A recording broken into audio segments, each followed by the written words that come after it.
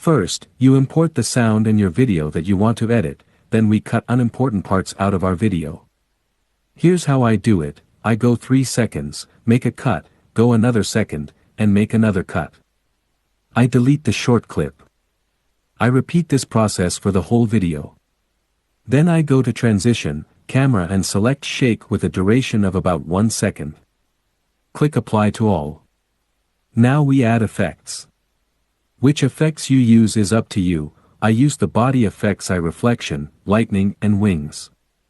And for the video effects I added poster strokes. Where exactly you can find the effects, I write you in the caption.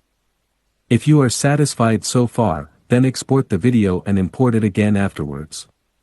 Click on the video, then motion blur and take the following values: blur, 50, blend, 50, direction, both and times, 4, export it and you are done.